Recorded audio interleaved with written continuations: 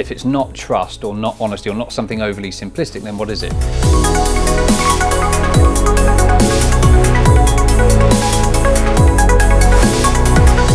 It's a joy and a privilege to be involved in influencing culture and working with the organisations that I've worked with on culture change programmes. And over that time, it's 22 years of doing that, you get to sort of learn and spot what it is that influences culture. And there are a couple of things, but the number one thing is values. For 22 years now, at stages all over the world, in every sector you can imagine, I have asked audiences, do you have values as an organisation? And everybody's hand goes up. They've all heard about the values. I then ask them, keep your hand up if you know the values off by heart, and the average response is less than 1%. So what are values? Are they just something that we're putting on the wall to say that we've got? This nuts. You can't live values that you can't name. And values are at the very, very heart of culture. We focus way too much on systems and processes. Culture is people. It is ultimately the way we do things around here. But if people don't understand those values, they can't translate into behaviours, you can't live a culture. So I think that's probably the biggest misconception, I think, is that there's something else, and it's not as simple as that, when ultimately it really is that simple.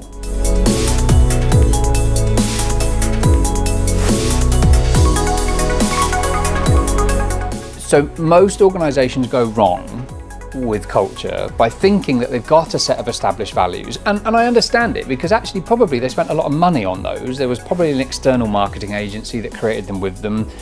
They create this false narrative, I could get in a bit of trouble here, where because everybody was part of the values and they created them and they created these words, they feel that they've done it, they've got the foundations for culture. And there are two things that are problematic with this. One is that very often the words are too simplistic. Trust, honesty, creativity. Well, what does trust mean when I'm writing an email to a client? What does trust mean when we're in a meeting with other shareholders? What does trust mean when I'm sat in the staff room? There are no behaviours attached to those words. And secondly, the biggest issue is that they're not really revised often enough. If you change one person in a dinner party, one person leaves and one person comes, the atmosphere changes, the culture changes in that room. Same with an organisation. So as people come and go, and as the business changes and morphs and adapts and morphs and moulds, we need to revisit those values, I think, every 6 months. And it can be really simple. It could literally be, do these values still serve us? Yes, they do. Great, move on. Put it in the diary for 6 months. But invariably, more often than not, we realise that actually we've got values that don't properly align to us anymore.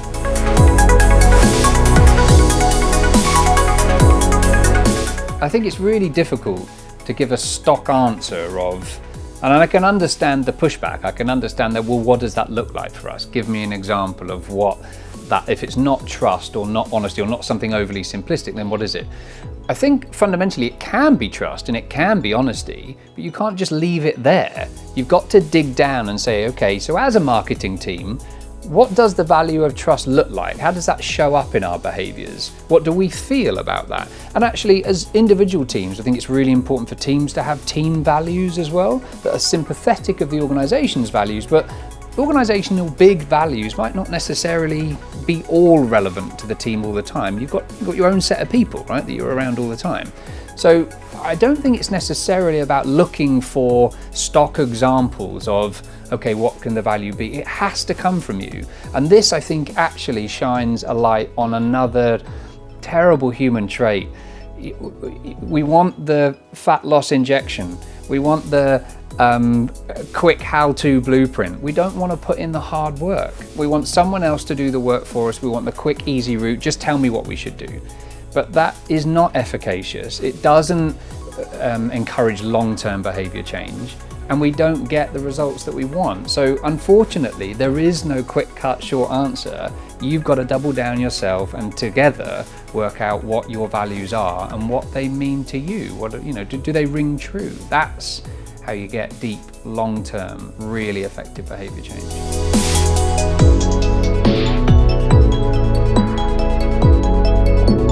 I you're watching this and you think, oh, yeah, that resonates with me, our culture's absolutely not quite on, or, you know, it's served us well to this point, but it feels like maybe we should be doing something. The reset model is great for that. You know, I hate to think that we can use it for everything, and there are probably things that it doesn't apply for, but that's the first step, isn't it? Let's just press pause on culture for a minute.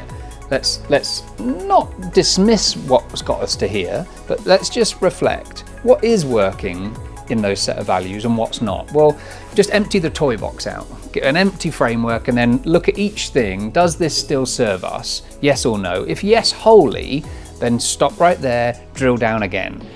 How can we improve on this value? What does it look like? What does it look like at our desks? What does it look like with our customers, with our shareholders? What does it look like with our employees?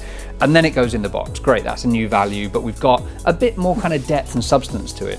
And then you just keep going through those until you have a simple set of values that really, really on the nose, you can say that list right there shows us and other people exactly what the culture is in this organization.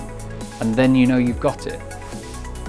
But of course, the litmus test is, can everybody in the organization name them and describe how they come to life off by heart? And if they can't, they're not part of your culture yet.